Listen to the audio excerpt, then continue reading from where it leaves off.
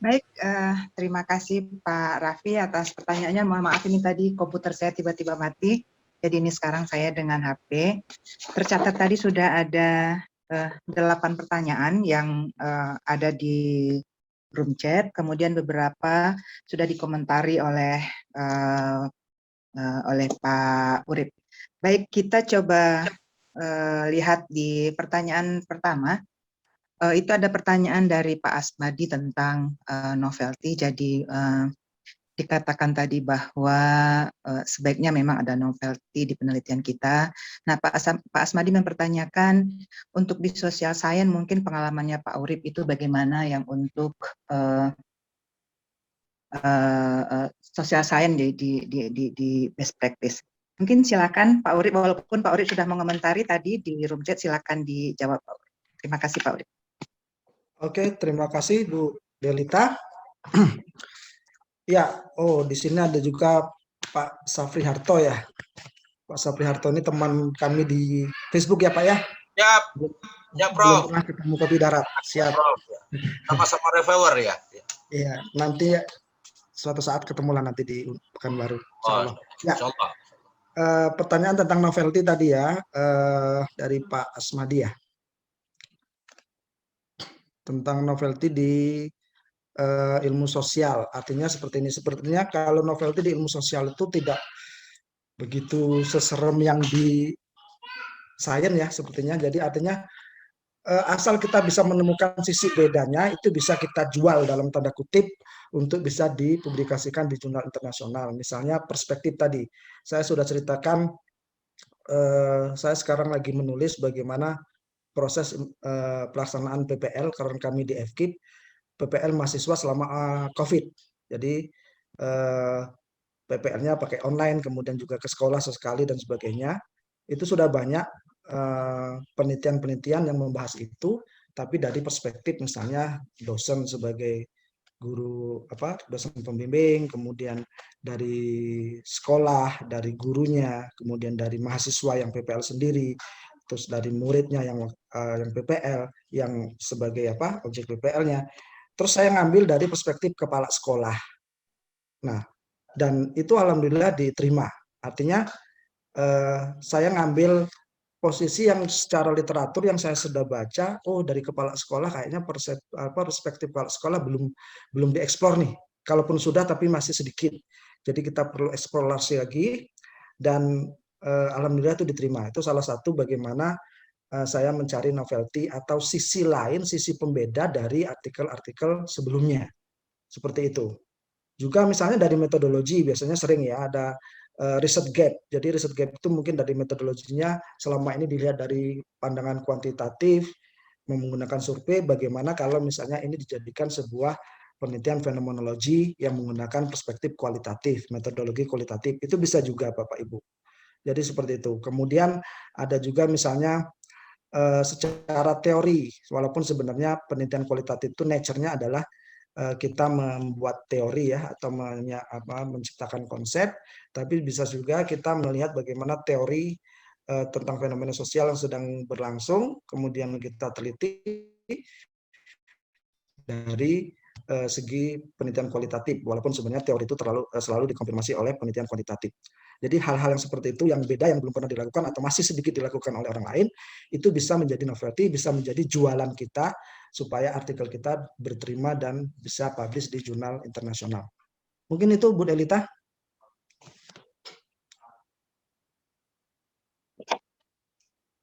Ya, terima kasih Pak Urip. Sebetulnya itu juga pertanyaan yang sama, pertanyaan nomor 7 yang di social science ini ada agak kesulitan juga di dalam menyusun novelty. Nah, kira-kira best practice-nya Pak Urip ketika merumuskan novelty untuk kajian-kajian social science itu seperti apa Pak Urip? Ini pertanyaan dari Bu Hesti. Saya lompat soalnya ini kebetulan pertanyaannya sama. Iya. Sebenarnya kita juga bisa menggunakan aplikasi ya Bu. Ada ada Post Viewer ya kalau nggak salah, itu bagaimana kita bisa mencari topik-topik kita itu sekarang sudah dikerjakan, sudah sejauh mana orang mengerjakan itu, dan kemudian ada nanti gap-gap kosong yang mungkin bisa kita isi. Itu ada di Force Viewer, boleh aplikasinya itu gratis, coba Ibu Bapak dicoba. Atau kalau secara manual, saya biasanya membaca topik penelitian saya. Silakan. Ada yang mau ditanyakan? Halo, saya lanjutkan. Jadi biasanya saya membaca topik-topik yang relevan dengan penelitian saya, kemudian saya mencoba membuat tabel secara manual, Bapak Ibu, metodologinya apa, temuannya apa, kemudian kontribusinya apa, itu nanti saya lihat. Jadi mungkin bisa saya lihat dari negaranya, mungkin dari metodologinya, dari kontribusinya, jadi dari situ nanti kita menemukan celah secara manual. Walaupun sekarang berkembang aplikasi, tapi secara manual itu sering, saya lebih yakin manual, artinya saya lebih karena saya sudah kebiasaan seperti itu, walaupun aplikasi juga membantu, tapi mungkin akan lebih akurat kalau kita memang menyediakan waktu untuk membaca, menelaah literatur-literatur di bidang kita, sehingga kita bisa melihat keterbaruan apa yang muncul sekarang, publikasi apa yang terbaru di bidang penelitian kita. Tapi ya itu tadi, konsekuensinya adalah kita harus menyiapkan waktu. Tadi Bu Nana juga tanya, kalau saya untuk semester ini menyiapkan waktu di hari Kamis. Satu hari itu saya tidak membuka bimbingan mahasiswa, saya tidak membuka perkuliahan ataupun jadwal ujian segala macamnya, khusus untuk ya minimal baca-baca artikel atau mengonsep tulisan dan sebagainya, sambil melihat-lihat perkembangan baru di bidang topik yang kita teliti atau di bidang kita. Seperti itu. Terima kasih.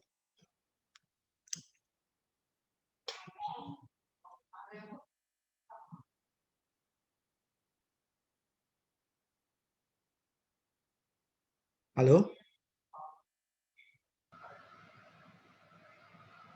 Halo? Delita?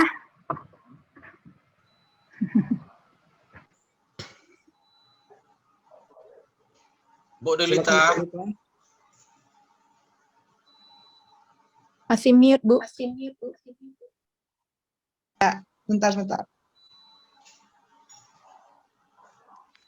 Oke, baik. Ini mohon maaf nih pakai HP jadi tadi itu. Jadi pertanyaan Bu Nana itu sebetulnya juga untuk Pak Urip dan Pak Raffi. Pak Urip tadi sudah menjawab, beliau meluangkan waktu dalam seminggu itu ada 1 hari khusus untuk menulis. Nah Pak Raffi ini coba kita bagaimana Pak Raffi membagi waktu di tengah kesibukan tugas-tugas administrasi sehingga masih dalam sekian beberapa tahun terakhir ini artikelnya sangat lumayan banyak. Kita silakan Pak Raffi.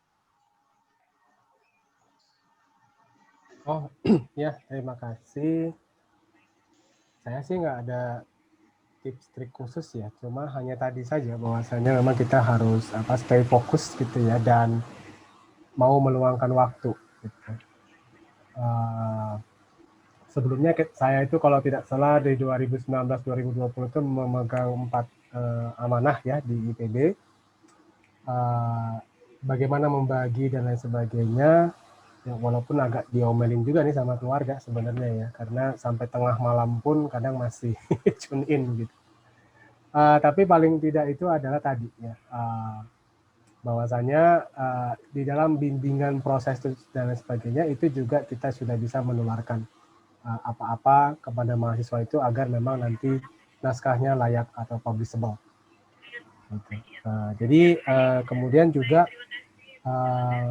ini Bu Nana, saya suka kadang kayak dibilangnya kurang kerjaan gitu. Jadi kalau lagi suntuk dengan pekerjaan administrasi, saya alihkan itu ya, menengok saja gitu ya. Misalkan paling enggak saya terjemahkan itu metodologi dan lain sebagainya yang sudah diinikan oleh mahasiswa bimbingan misalkan seperti itu ya. Kalau untuk yang saya menulis sendiri ya, kalau tidak ya saya periksa, saya tambah-tambah barang 1 paragraf saja gitu ya. Jadi tapi saya belum sampai one day one paragraf ya. Dia lebih ke teknis.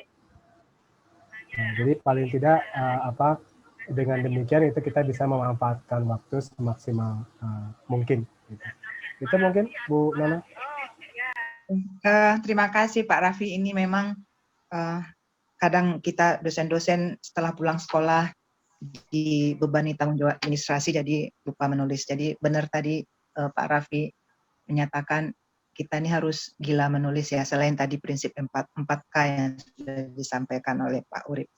Kemudian pertanyaan berikutnya itu dari Pak Afrianto, walaupun tadi sudah dijawab oleh Pak Urip, mungkin sekarang dari Pak Raffi barangkali bisa bantu jawab. Ini mengenai kontribusi authors pada artikel. Nah, tadi kan juga ada kolaborasi. Nah, kemudian ada yang ketiga,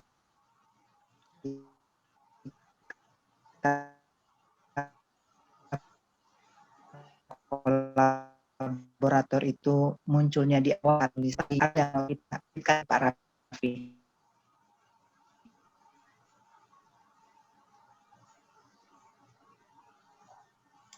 Halo, Pak Raffi? Atau Pak Urip dulu? Atau Pak Urip walaupun sudah mengomentari tadi? Oke, ya, coba Pak Urip? saya. Jadi ada Ya. yang namanya Oh ya. etika authorship, ya saya jawab Bu Delita ya. Ya. Jadi ada etika authorship bagaimana pemeringkatan autor ya. Jadi biasanya yang punya ide, yang punya data itu dia akan menjadi main author. Jadi penulis pertama atau penulis utama. Kemudian dalam perjalanannya kita menulis, itu kita menghasilkan data dan data itu kita perlu misalnya konsultasi dengan expert. Jadi ada pendapat ahli tentang hasil data kita seperti ini, apakah ini sudah benar secara teoris, secara metodologi. Kemudian si expert yang bersangkutan itu memberikan masukannya kepada penelitian kita, hasil penelitian kita. Kemudian kalau beliau itu berkenan untuk kita masukkan menjadi co-author, itu mereka punya hak. Jadi expert punya hak untuk menjadi co-author secara authorship ya.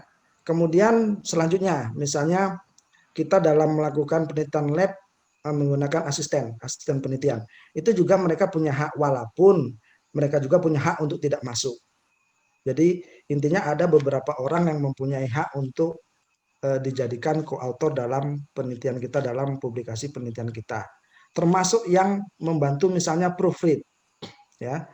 Jadi mungkin Pak Afrianto sering itu misalnya diminta kolega, minta kawan-kawan, tolong di-proofread nih, aku mau publikasi ke jurnal apa-apa. Selama itu masih bidang kita, misalnya bidang pendidikan secara umum, biasanya saya ikut nama karena saya membantu sebagai membantu proofreadingnya misalnya. Itu boleh saja.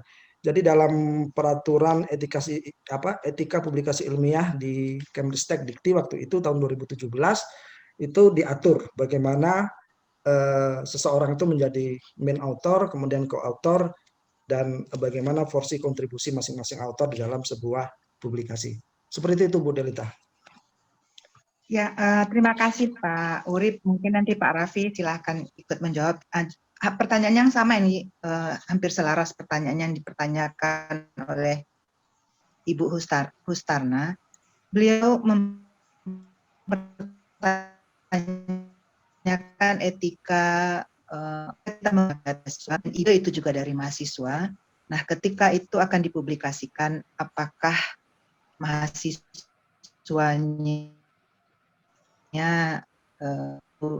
berperan sebagai autor atau bagaimana? Nah, barangkali Pak Raffi atau Pak Urip silakan mengomentari pertanyaan ini. Ketika ide penelitian itu adalah ide mahasiswa, mahasiswa yang punya data, apakah boleh mahasiswa itu sebagai co-author? Nah, begitu Pak. Mas Raffi, halo? Ya, halo. Coba silakan Mas Raffi dulu dijawab.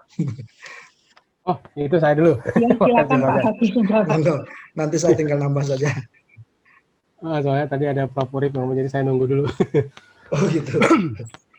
Ya, terkait dengan ini sebenarnya kita sudah punya ada namanya kredit ya untuk melihat posisi apakah dia bisa sebagai first, second dan lain sebagainya, atau equal author juga ada, atau dia sebagai corresponding author seperti itu. Jadi dia akan sebagai first itu misalkan saja karena dia konsep, mengerjakan, kemudian menganalisis, drafting misalkan, itu pasti adalah first ya.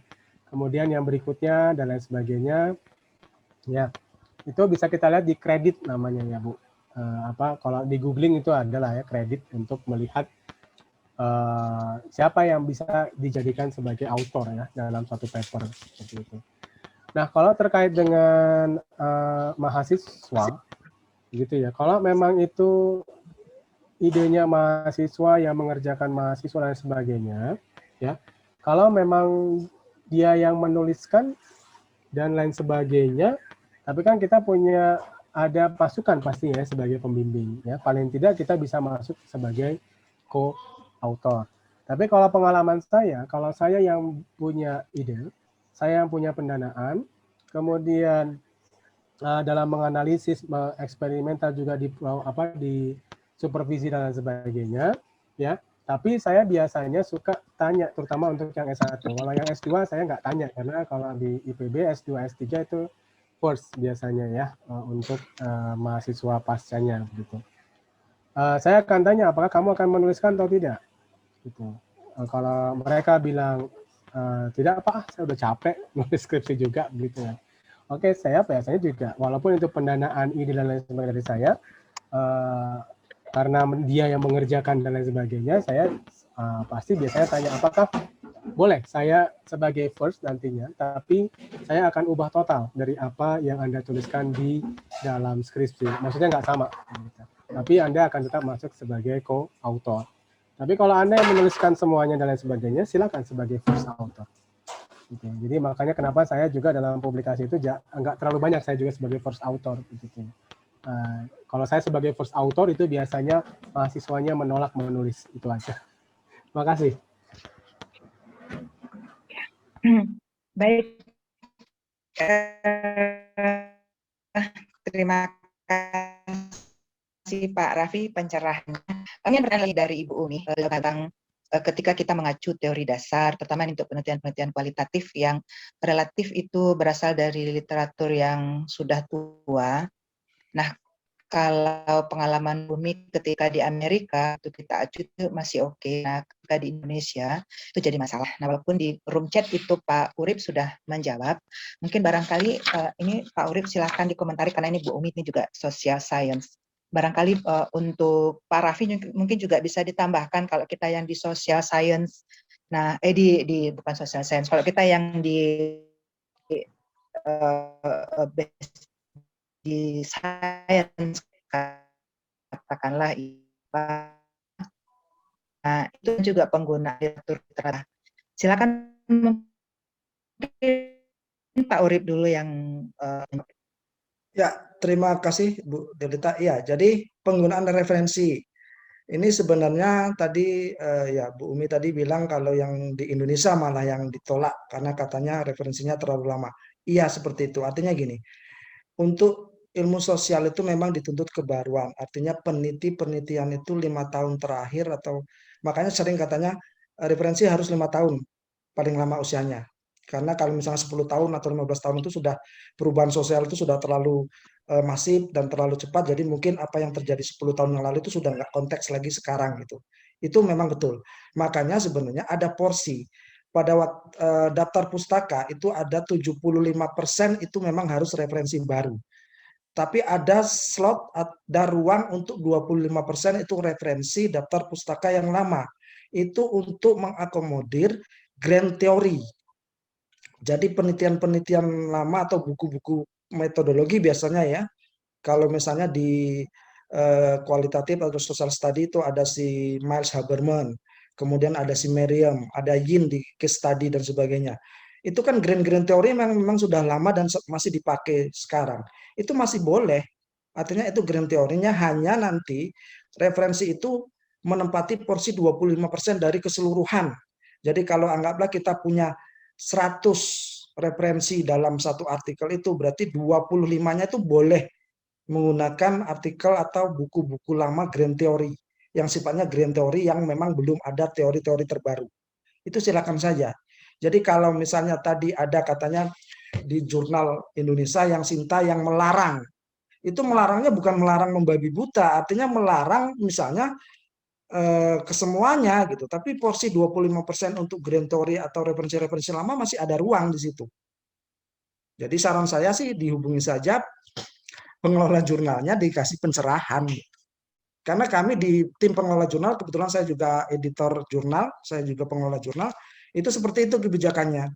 Jadi 75% itu referensi baru, 25% itu referensi lama yang untuk mengakomodir tadi teori-teori atau ilmu-ilmu yang memang grand theory sifatnya, yang memang ilmu-ilmu lama.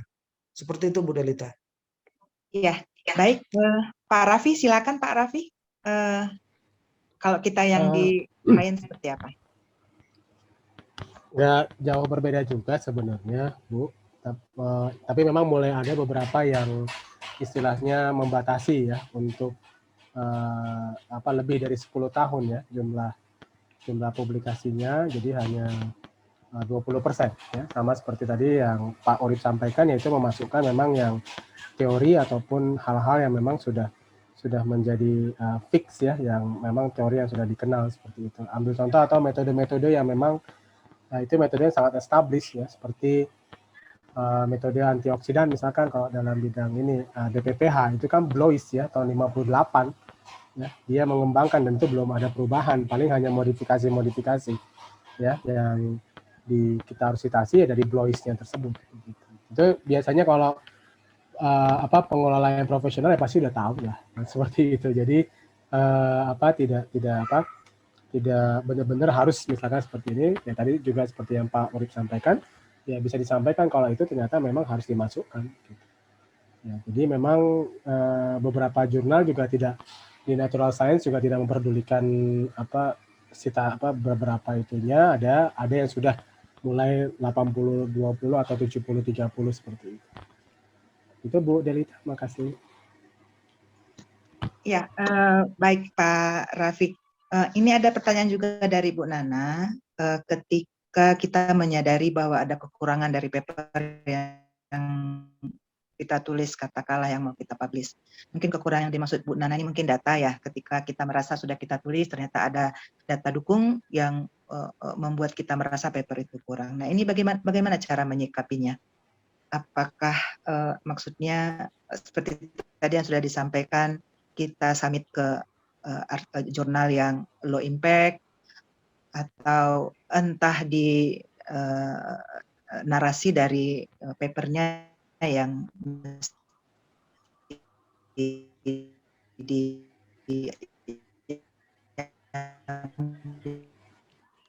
bisa ditingkatkan. Nah, mungkin bisa ini pencegahan nih. Oke, ini Pak Rafiq, silakan Pak. Ya, saya coba ya, walaupun tadi agak terputus-putus. Ini tadi saya lihat juga sudah baca di chatnya. Terkait dengan hal ini, kalau kita ingin ke yang high impact, memang yang harus masuk laboratorium kembali mungkin ya Bu Nana. Cuma masalahnya adalah masih punya sampel nggak begitu? Itu masalahnya. Atau sampel yang ada sudah terkontaminasi belum ya? Atau sudah terdekomposisi belum? Gitu. Karena proses penyimpanan itu juga pasti berpengaruh. Ya kalau saya pribadi biasanya kalau dengan yang sebegitu adanya, ya kita cari saja memang yang outlet yang memang bisa menampung. Perkara nanti kita coba incrementalkan lagi kan mungkin kita bisa mendapatkan yang bisa ke lebih tinggi impact-nya, misalkan seperti itu, ke jurnal yang lebih tinggi impact-nya begitu. Memang kalau merasa bahwa saya ada beberapa bagian yang kurang, ya kita ulangi kalau terkait pendanaan sampel itu masih ada. Oleh karena itu, makanya dalam kita mendesain satu eksperimen, nah itu, kita harus benar-benar mengevaluasi dan juga mendeteksi kalau nanti ada kesukaran dan lain sebagainya, sehingga nanti kita bisa tukar dengan yang seperti apa, dan itu bisa tetap kita tampilkan di yang high impact jurnal. Seperti itu, Bu. Ya, terima kasih Pak Raffi jawabannya. Pak Urip, yang untuk social science seperti apa kira-kira Pak Urip? Ya, tadi sudah kita jelaskan juga ya. Mungkin kalau di ilmu sosial tuh misalnya ya, datanya atau tadi yang gampangnya contohnya seperti ini. Hipotesis tertolak. Biasanya kita punya justifikasi, masih ada ruang untuk justifikasi mengapa tertolak, itu artikel diperbaiki, bisa saja masih disubmit. Tapi yang lebih aman mungkin submitnya turun kelas. Kalau misalnya tadi Q1 ya turun jadi Q2 atau Q3 bahkan Q4, silakan saja. Kalau masih memang menganggap itu artikel kita, penelitian kita masih punya kontribusi dan punya novelty yang patut untuk dipublikasikan. Jadi itu yang pragmatisnya seperti itu. Biasanya saya kalau misalnya sasaran Q1 ditolak, tapi biasanya kalau Q1 dengan impact faktor yang tinggi itu biasanya nolaknya ada alasannya. Nah, alasannya itu kita jadikan bahan untuk kita memperbaiki, revisi lagi, kita submit di jurnal yang levelnya sama, mungkin di publisher yang berbeda. Jadi seperti itu. Keuntungan kita misalnya, ini strategi lagi ya Bapak Ibu. Ada kawan-kawan yang nggak pede, katanya sudahlah kita mulai dulu yang Scopus Q4 dulu katanya. Karena kan artikel kita seperti ini. Bahkan sebetulnya sebaiknya kita kalau memang ke Q1 saja dulu, karena kalau yang jurnal yang sudah well established, kemudian kuartilnya sudah bagus, impact faktornya sudah bagus, itu biasanya ditolak pun dengan berbagai alasan yang detail. Nah, alasan itu bisa digunakan kita sebagai sarana belajar memperbaiki artikel kita. Boleh nanti kalau sudah kita revisi, kita PD, kita submitkan lagi ke jurnal yang sama atau ke jurnal yang lain tapi di publisher yang berbeda, boleh mungkin kita turunkan kelasnya, tapi sudah merupakan hasil revisi dari hasil komunikasi kita dari editor di jurnal yang kita dapat rejection yang pertama tadi gitu. Jadi mulainya dari yang tertinggi supaya nanti kita dapat input yang bagus, perbaiki, silahkan turun ke level yang lebih rendah, silakan saja nggak apa-apa. Seperti itu. Iya, baik Pak Urip. Ini Bapak Ibu, saya mohon maaf ini saya lewat HP. Sepertinya jaringan WiFi di rumah saya ini agak sedikit terganggu. Jadi putus-putus nyambung kalau pakai di komputer nyambungnya. Tadi ada sekilas ada pertanyaan dari Pak Dedi, tapi terus saya tidak sempat membacanya karena terlalu cepat lewat tadi. Silakan Bapak Ibu, untuk Pak Dedi yang pertama, mohon disampaikan pertanyaannya langsung supaya bisa dijawab oleh Pak Urip atau Pak Raffi. Silakan tadi Pak Dedi Masnur kalau tidak salah. Silakan Pak Dedi.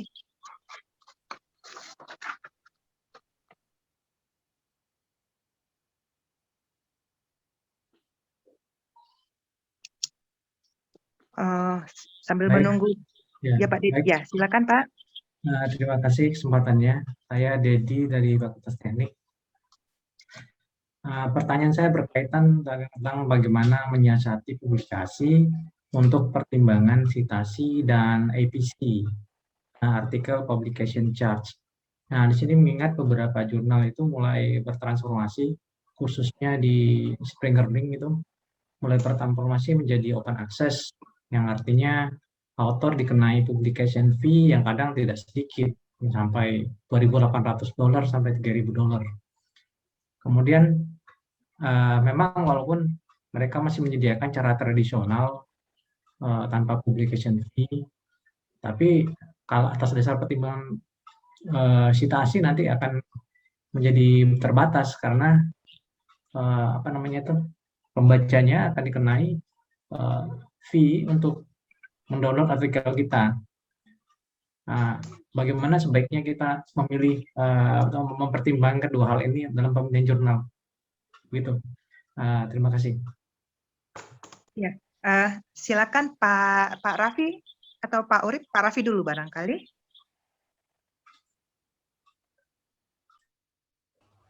Ya, Bu. Ya, silakan Pak. Halo. Ya, halo, silakan Pak.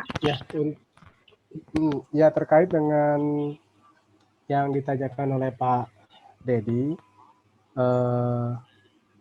open access atau tidaknya, kalau dia merupakan high impact journal, itu pasti akan banyak dibaca oleh orang. Gitu.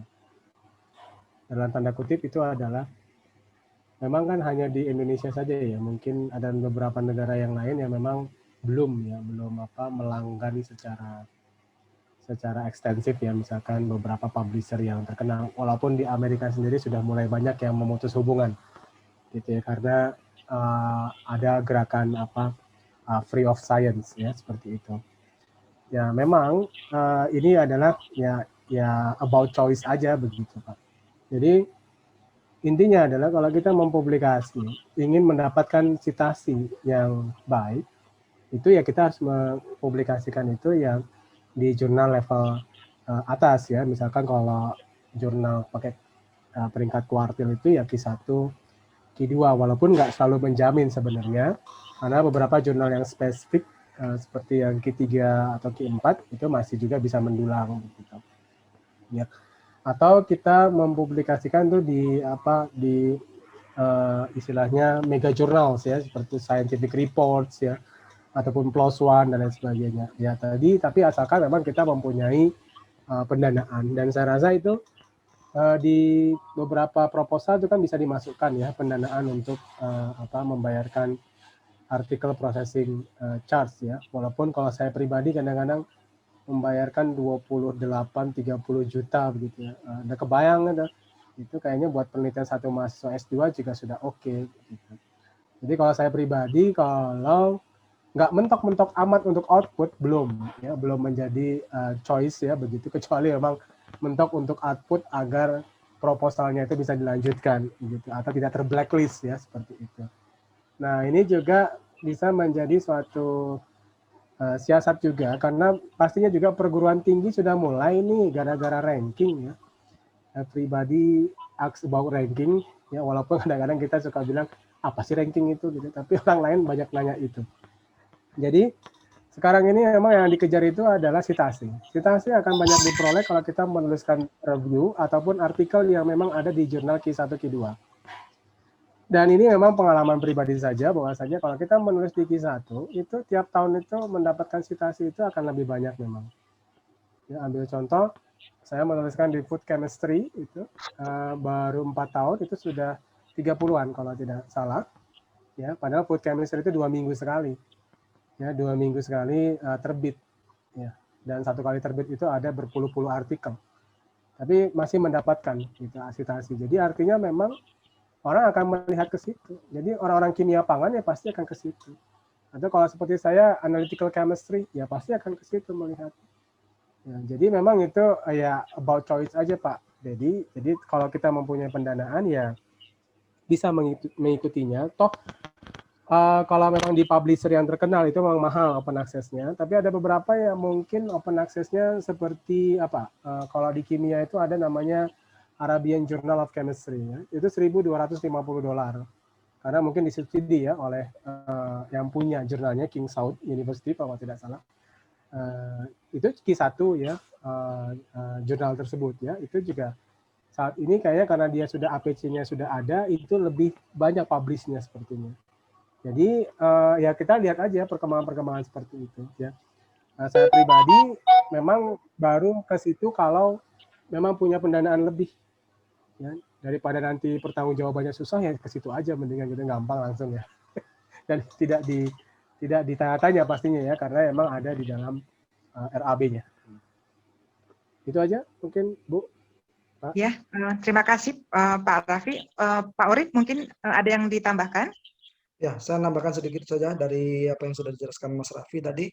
Ya, kalau bercerita tentang open access dan berbayar itu sebenarnya lebih ke pragmatis saja sih ya. Betul, kalau misalnya sudah didesak oleh luaran penelitian yang sudah harus terbit, ya silakan saja selama misalnya di dalam proposalnya memang dianggarkan untuk biaya APC-nya. Terus kemudian begitu jurnal itu membuka open access, memang dia tetap membuka yang namanya traditional submission. Tapi tadi sangat rigid dan memang antriannya luar biasa. Kalau nggak jurnal artikel kita nggak benar-benar luar biasa, excellent, mungkin tidak akan diterima. Dan kelebihannya kalau misalnya kita melalui jalur open access-nya, itu jurnal kita akan dibina dalam tanda kutip artikelnya. Jadi kalau proofread-nya masih jelek, masih apa, nanti akan ditawari ini proofread-nya seperti ini segala macamnya. Jadi intinya kalau open access selama kita ada biaya dan luaran penelitian sudah dituntut oleh LPPM sesegera mungkin, silahkan saja. Karena kita akan mendapat golden ticket, itu artinya jurnal kita, artikel kita itu walaupun kualitasnya mungkin masih di bawah standar mereka, itu mereka akan nanti siapkan layanan-layanannya untuk proofread, untuk cek grammar, untuk metodologi dan sebagainya, sehingga nanti tetap artikel kita memenuhi kualitas standar yang mereka tetapkan. Jadi seperti itu. Terima kasih Bu Delita. Iya, terima kasih Pak Urip. Ini ada satu pertanyaan lagi di room chat dari Ibu Reni. Beliau bertanya bagaimana kita menyikapi ketika artikel yang kita sudah submit pada satu publisher itu tidak direspon. Nah ini seperti apa ini Pak kita menyikapinya? Apakah harus ditarik atau didiamkan saja? Nah ini barangkali ya bagaimana ini Pak Raffi silakan atau Pak Urip duluan deh, silakan Pak Urip duluan. Oke. Ya, Ya. pengalaman biasanya kalau memang kita submit di jurnal yang high impact-nya tinggi, terus kemudian ribuan artikel masuk dalam setiap isunya, itu memang resikonya adalah kita akan menunggu lama. Ada ambang waktu yang untuk ilmu sosial ya, pengalaman saya itu biasanya paling lama 6 bulan. Jadi kalau lewat dari 6 bulan, itu boleh kita email ke editornya menanyakan posisi artikel kita di mana. Biasanya mereka akan jawab. Tapi selama ini tidak ada yang lebih dari 6 bulan selalu ada respon. Baik itu di reject maupun nanti diterima dengan revisi misalnya. Jadi seperti itu. Tapi boleh saja misalnya kita sebagai penulis mungkin ragu ya 3 bulan nggak ada respon. Di email saja nggak apa-apa. Karena pengelola jurnal yang profesional biasanya dalam 1 bulan itu merespon. Apalagi yang Q1 yang memang high impact tinggi itu cepat kok. 1 bulan tuh kalau mau di reject, apalagi di reject biasanya 2 minggu sudah di reject, sudah dapat respon dari editor. Tapi kalau tidak, batas ambangnya biasanya selama 6 bulan. Itu kalau pengalaman kami di bidang ilmu-ilmu sosial. Ya, baik Pak Urip. Kalau pengalaman Pak Raffi bagaimana Pak Raffi kalau yang di Science itu bagaimana itu? Apakah juga respon cepat dari publisher atau seperti apa? Kalau Q1 open access biasanya sangat cepat itu. Cepat ya, iya. Nggak nyampe sebulan itu juga udah dapat respon ya, entah itu Iya. nanti direvisi atau di reject gitu. Kalau reject malah mungkin kurang dari sebulan ya, seminggu juga mungkin udah dapat gitu. Iya, bisa gitu. Ya, kalau pengalaman seperti ini juga pernah pengalaman sih, Bu, ya 8 bulan waktu itu saya yang paling lama mendapatkan first decision-nya rejected ya, setelah 8 bulan rejected cuma ya. Jadi lumayan mangkal juga ya, kok aduh lamaan nunggu hanya untuk rejected gitu ya. Kalau withdrawn itu mungkin kalau saya pernah dengar dari waktu itu tutor yang memberikan workshop di Springer itu bisa jadi catatan gitu di jurnal tersebut. Kita pernah melakukan withdrawn, ya, karena dengan catatan tersebut berarti kita nggak dianggapnya tidak konsisten untuk memilih ataupun mau mensubmit di jurnal tersebut begitu. Sehingga itu juga bisa menjadi catatan, sehingga memang kalau seperti ini ya mungkin bisa ditanyakan saja ke editornya, apakah memang posisinya saat ini sedang dalam hal apa, apakah mencari reviewer dan lain sebagainya, karena kadang-kadang juga ada reviewer yang sudah mengiyakan tapi tidak mengirimkan hasil reviewnya walaupun sudah diingatkan. Ini juga jadi tanda kutip permasalahan begitu. Makanya saya kalau dalam pelatihan penulisan artikel ilmiah itu, kalau kita diminta sebagai reviewer dan kita sudah mengiyakan, tolong disubmit hasil reviewnya. Banyak orang yang menunggu. Iya, betul. Gitu. Tapi kalau kita juga nanti terus-terusan menolak, kasihan. Kalau itu adalah paper mahasiswa yang mau lulus. Gitu. Apakah kita kalau waktu mahasiswa itu kan selalu berdoa pasti, aduh cepat gitu ya. Tapi setelah kita lulus, kita terkenal di expertise tersebut, banyak yang meminta review, tapi terlalu kita sangat memilih dan lain sebagainya. Kalau saya bilang sih, ya kita ingin paper kita cepat dibaca ataupun cepat direview, kita juga harus melakukan hal yang sama. Kalau ada jurnal meminta kita sebagai reviewer, kita terima kalau kita memang ada waktu senggang. Jangan digantung begitu lah ya, jangan digantung jawaban itu, karena akan semakin lama kita berespon itu jurnal akan pengelola jurnal pasti akan cepat untuk mencari yang lain-lainnya seperti itu ya. Dengan saya bercerita ini ada teman, oh iya ya pantas ya, karena saya nggak pernah tuh Pak Raffi mau menerima mereview. Nah, Ibu kalau kayak begitu mah kayak tidak tahu ini, kayak kacang lupa kulitnya, saya bilang begitu. Ingin artikelnya diterbitkan di sebuah jurnal tapi nggak mau mereview. Gitu. Nah, itu kan kacau, saya bilang kalau kayak begitu. Ya, jadi mungkin semoga Ibu Reni papernya nggak berlama-lama ya. Kalau ini ya dikontak kepada editor, kalau mau withdrawn ya mungkin nanti perhatikan kalau itu akan jadi catatan di jurnal tersebut. Terima kasih. Iya, terima kasih Pak Raffi. Mungkin bukan kita tarik, tapi kita tanyakan posisinya, barangkali itu lebih wise ya. Kita sudah hampir di penghujung waktu, ini jam 12, tapi saya kira untuk satu pertanyaan barangkali kita masih cukup waktu. Silakan Bapak Ibu kalau ada yang bertanya, sila langsung saja.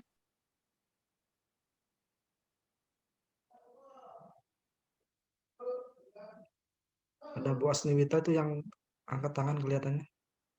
Ya, silakan, silakan.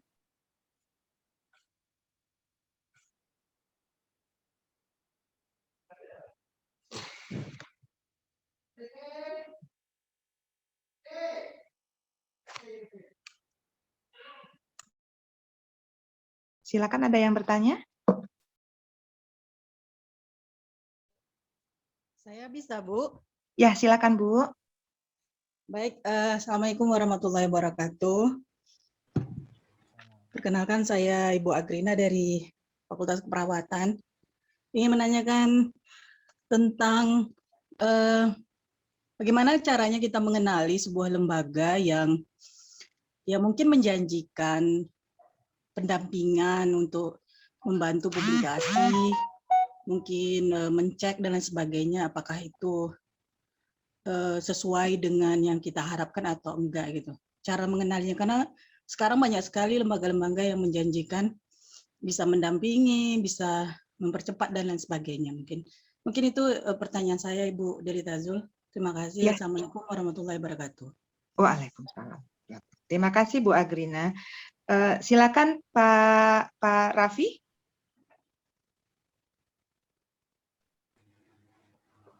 Ya,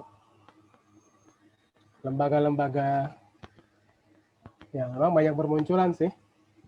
Kebetulan juga ikut grup Facebook dosen Indonesia ya, jadi banyak sekali memang itu. Iya, benar, Tapi Pak. kembali saya yakin deh di tiap perguruan tinggi saat ini ada lembaga ataupun ada suatu kantor atau apapun yang menangani publikasi ilmiah yang pastinya ada bagian-bagian pendampingan. Seperti mungkin pada setelah acara ini ya nanti akan ada pendampingan ya seperti itu. Jadi kalau saya pribadi sih saya lebih baik mempercayakan itu di perguruan tinggi sendiri gitu kalau itu ada. Kalaupun tidak, kalau ingin mencari yang bonafit, ya berarti kita harus mencari yang memang mempunyai pengalaman. Ya, ambil contoh kalau di luar negeri itu biasanya ada yang menginikan ke mana Edans, Enago, ya kemudian ada beberapa yang lainnya yang saya ketahui. Nah tapi kalau dari misalkan Indonesia kadang-kadang masih jadi question mark gitu. Kenapa? Ya kita kan bukan native speaker. Nah, kemudian mereka juga bukan native speaker kan, Sami Mawon begitu ya. Kecuali kalau memang itu ada pendampingan entah itu postdoc, PhD yang memang paham ya dengan bidang keilmuannya sendiri. Jangan-jangan nanti malah menerjemahkan reduksi, kalau dalam bahasa Inggris kan reduction ya, dalam disingkatkan red ya, nanti malah diterjemahkannya menjadi apa? Merah atau apa begitu ya. Sehingga nanti terjemahan yang seperti itu akan menjadi fatal begitu ya Bu. Jadi memang ini perlu kecermatan saja, tapi memang paling baik itu adalah kita punya kolaborator yang memang terbiasa menulis, itu akan juga sangat membantu ya dalam kita memproduksi ya artikel-artikel. Kita bisa bertanya, berdiskusi dan lain sebagainya. Ya. Tapi saya rasa memang paling baik itu ke lembaga-lembaga yang dibentuk di perguruan tinggi masing-masing. Saya rasa mulai banyak kok ya di masing-masing perguruan tinggi. Itu Bu. Oke, terima kasih Pak. Ya, terima kasih Pak Raffi. Pak Urip, kalau yang untuk sosial sains itu seperti apa? Apakah juga ada lembaga-lembaga yang menawarkan diri katakanlah untuk membantu preparasi dari artikel agar ready untuk dipublikasi? Bagaimana pengalaman Pak Urip mengenai hal itu? Ya sudah banyak sih lembaga-lembaga yang menawarkan jasa pendampingan sampai terbit ya. Intinya gampang sih Bu, kalau mau cek saja jejak digitalnya seperti apa, pengelolanya, pendampingnya siapa, tulisannya di Scopus berapa kan bisa dilihat Bapak Ibu. Itu yang paling gampang kita lihat dari situ. Terus kemudian yang kedua, benar kata Mas Raffi tadi, sebaiknya ngambil yang lembaga berbasis kampus. Itu artinya lebih terpercaya, orang-orangnya juga dari berbagai bidang ilmu dan lebih terpercaya. Jadi kami juga di Unja juga ada di tim publikasi ilmiah membentuk lembaga untuk pendampingan seperti itu. tapi fokusnya masih ke dalam, belum keluar. Jadi boleh saja, tapi yang memang berbasis kampus, atau kalau memang yang sifatnya private atau lembaga non kampus, cek saja pendampingnya siapa, jejak digitalnya kan ada kelihatan. Jadi Scopusnya, dari Scopus ID-nya, dari Web of Science ID, researcher-nya dan sebagainya ada kok. Bisa dilihat seperti itu. Itu cara yang paling gampang mendeteksinya. Terima kasih. Baik, Ya, terima kasih Pak. baik. Ya, terima kasih Pak Urip. Pak Raffi, ada pertanyaan terakhir di room chat. Ini ditujukan ke Pak Urip ini. Tadi namanya kelewat terlalu cepat. Saya mohon maaf tidak terbaca tadi. Pertanyaannya adalah justifikasi kelengkapan data. Nah, tadi kan dikatakan kadangkala setelah kita submit artikel, di reject atau dikembalikan untuk diperbaiki, menambah data. Nah, ini kalau untuk di social science ini bagaimana ini Pak? Caranya, katakanlah kita yang menulis paper untuk menyatakan, oh ya ini data kita lengkap nih, sebelum kita submit paper tersebut. Ya, biasanya kan kalau misalnya artikel kita ditolak, itu kan ada alasan-alasannya seperti apa.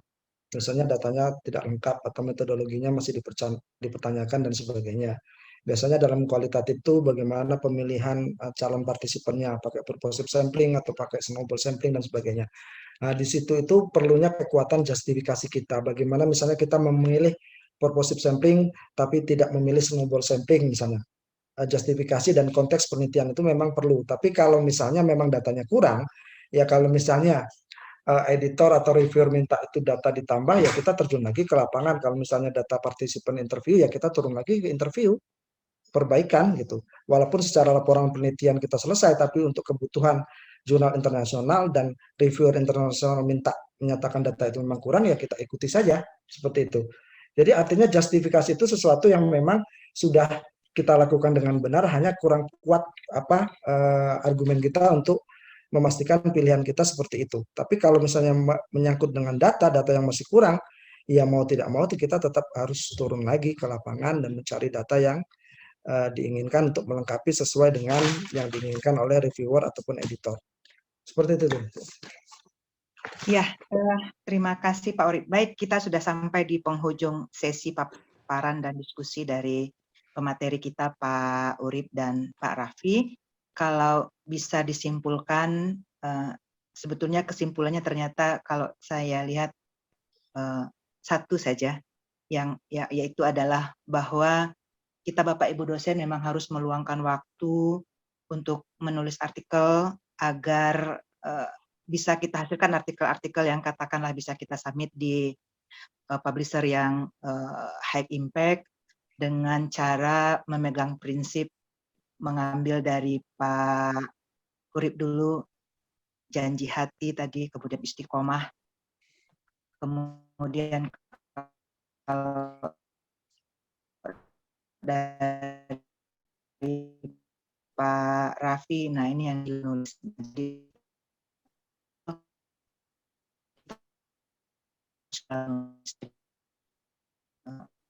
artinya adalah gila daya. Baik, Universitas Riau, saya sebagai moderator mengucapkan terima kasih atas sharing best practice dari Pak Urip dan Pak Raffi yang sangat fruitful dalam menjadi motivasi bagi kami dosen-dosen di UNRI dan juga Bapak Ibu yang dari peserta-peserta dari luar universitas, agar kita ini sama-sama ini berpacu untuk menulis artikel. Kalau boleh saya katakan, untuk artikel ini kita boleh iri. Nah, sikap iri boleh kita pupuk melihat kolega kita yang punya artikel lebih banyak.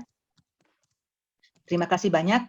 Sekali lagi saya ucapkan Pak Raffi dan Pak Urip atas sharing ilmunya. Semoga bagi kita ini dapat kita jadikan sebagai motivasi untuk lebih banyak artikel yang kita hasilkan. Saya tutup dengan mengucapkan wassalamualaikum warahmatullahi wabarakatuh. Waalaikumsalam warahmatullahi wabarakatuh. Saya kembalikan lagi ke pembawa acara, Sarah. Terima kasih, Sarah.